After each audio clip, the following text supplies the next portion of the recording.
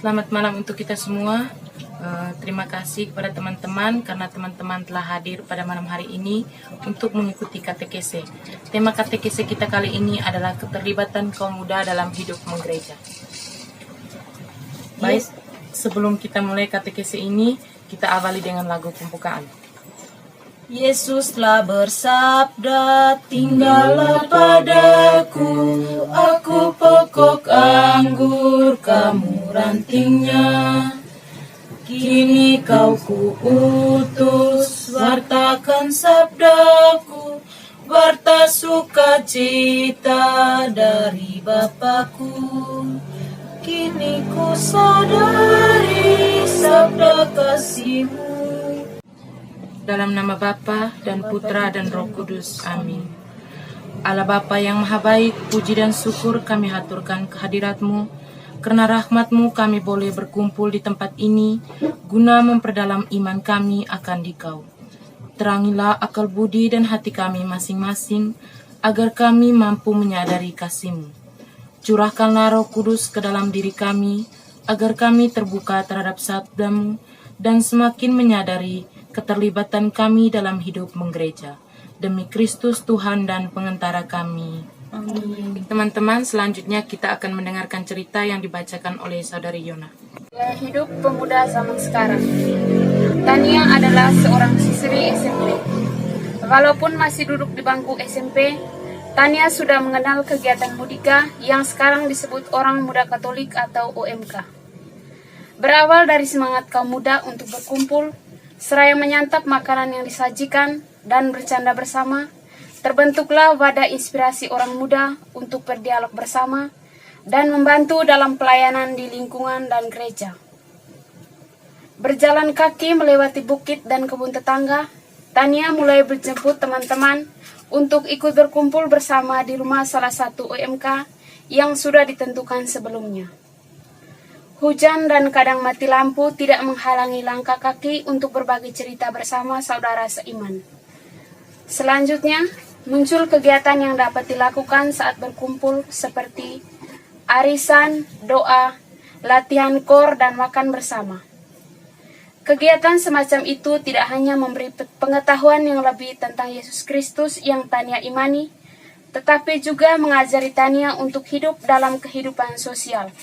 Misalnya, belajar untuk berbagi di dalam komunitas itu, meskipun dengan cara yang sederhana. Dari pengalaman tersebut, Tania merefleksikan bahwa kehidupan imannya terus berkembang dan semakin meluas lingkup untuk mewujudkan imannya. Awalnya dari lingkup yang kecil, seperti keluarga, lingkungan, gereja, lalu masyarakat. Pengembangan spiritual yang Tania rasakan adalah dari orang tua dan lingkungan sekitar, sehingga ia mampu untuk mensyukuri setiap berkat yang Tuhan berikan melalui ciptaannya. Kehadiran orang tua menjadi anugerah Tuhan yang luar biasa. Melalui mereka, Tania mendapatkan pendamping dan pendidikan imannya. Pribadi-pribadi di sekitar lingkungan Tania juga menjadi semacam guru bagi jiwanya. Merekalah penampakan wajah Tuhan yang konkret yang membimbing langkah hidupnya. Baik teman-teman, saya akan mulai pertanyaan lagi. Pertanyaan pertama, hal apa saja yang menyentuh hati teman-teman dari cerita tentang gaya hidup pada zaman sekarang? Sekarang saya beri waktu kepada teman-teman untuk menjawab pertanyaan yang saya ajukan. Mungkin ini dari saya tentang gaya hidup Tania dengan anak muda zaman sekarang. Menurut saya memang kebanyakan anak muda zaman sekarang ada yang sudah mau ikut bergabung seperti yang diceritakan di dalam cerita ini tentang Tania, yang mau berdoa bersama, arisan, latihan kor, dan juga tapi masih banyak juga anak muda yang belum mau ikut bergabung. Mungkin itu juga menjadi catatan untuk kita dan untuk teman-teman mahasiswa juga, mungkin cari solusi untuk teman-teman yang belum mau ikut, seperti yang Tania lakukan meskipun dia baru SMP, tapi dia sudah mau ikut bergabung menjadi orang muda, untuk ikut kegiatan arisan, kor, dan berdoa bersama. Dan juga dia mau bersyukur.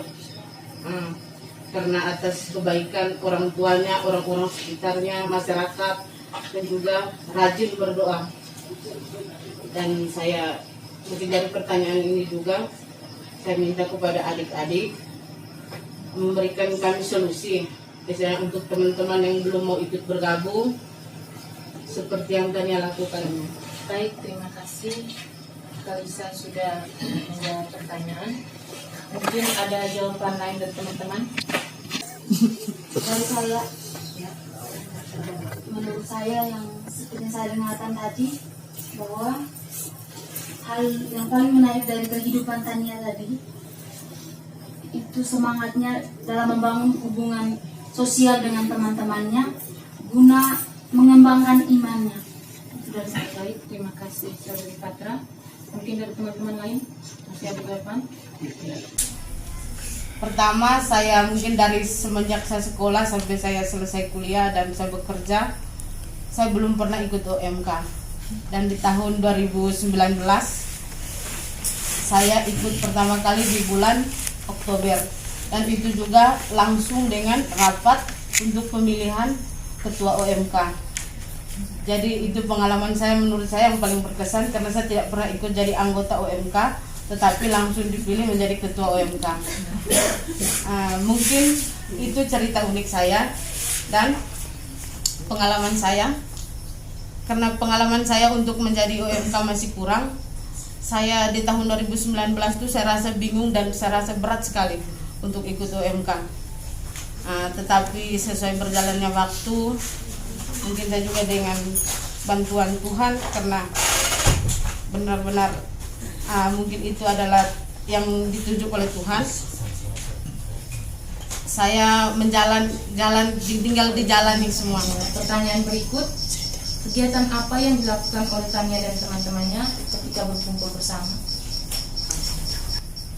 Menurut saya memang kebanyakan anak muda zaman sekarang ada yang sudah mau ikut bergabung, seperti yang diceritakan di dalam cerita ini tentang Tania. Dia mau berdoa bersama, arisan, latihan kor, dan juga tapi masih banyak juga anak muda yang belum mau ikut bergabung. Mungkin itu juga menjadi catatan untuk kita dan untuk teman-teman mahasiswa juga, mungkin cari solusi untuk teman-teman yang belum mau ikut, seperti yang Tania lakukan. Meskipun dia baru SMP, tapi dia sudah mau ikut bergabung menjadi orang muda, untuk ikut kegiatan arisan, kor, dan berdoa bersama. Dan juga dia mau bersyukur karena atas kebaikan orang tuanya, orang-orang sekitarnya, masyarakat, dan juga rajin berdoa. Dan saya mungkin dari pertanyaan ini juga saya minta kepada adik-adik memberikan kami solusi, misalnya untuk teman-teman yang belum mau ikut bergabung seperti yang Tania lakukan ini. Menyongsong dan ke UK. Jadi kami itu khawatir salah doanya setiap hari Jumat di gereja novena. Dan itu berjalan dengan baik, dan saya yakin senior-senior di sini pasti masih ada ingatan mereka berkaitan dengan kegiatan-kegiatan itu. Kadian, Kak Yunus, dan Om Sil, Kakak Sil. Mungkin itu saja, tidak ada lain lagi. Kehidupan jemaat pertama terbentuk oleh iman akan Yesus Kristus yang kita kenal melalui pewartaan para rasul. Yang kedua, cara hidup jemaat pertama merupakan tradisi iman Kristiani yang terus-menerus kita hayati, terutama pada zaman sekarang ini. Dalam kehidupan jemaat perdana, mereka percaya kepada Yesus dan menerimanya sebagai Tuhan. Mereka juga memberikan diri untuk dibaptis sebagai tanda pertobatan dan hidup dalam keluarga Tuhan. Fungsi gereja sebagai umat mengacu pada persaudaraan dari orang-orang yang dipanggil oleh sabda Allah. Mereka berkumpul dan hidup dari tubuh Kristus. Yang ketiga, kaum muda merupakan kekuatan amat penting dalam masyarakat zaman sekarang. Peran kaum muda dalam masyarakat sangatlah penting, yaitu mendalami kegiatan rasul yang sepadan. Dalam kaum muda terdapat gairah yang diserapi oleh semangat Kristus dan dijiwai sikap patuh dan cinta kasih terhadap peran gembala gereja yang dapat membawakan hasil yang melimpah. Terima kasih. yang berikut sebagai tawaran aksi konkret atau rencana tindak lanjut. Kira-kira bagaimana kita sebagai kaum muda dalam meningkatkan keterlibatan kita dalam hidup menggereja untuk kedepannya. Tawaran aksi konkret atau rencana tindak lanjut kita, kira-kira bagaimana kita sebagai kaum muda untuk kedepannya, untuk semakin meningkat keterlibatan kita dalam hidup menggereja kedepannya. Jadi baik, terima kasih. Nah, yang jelas kita sudah masuk di sesi yang terakhir dari kegiatan katekesi. Karena katekesi ini bertujuan untuk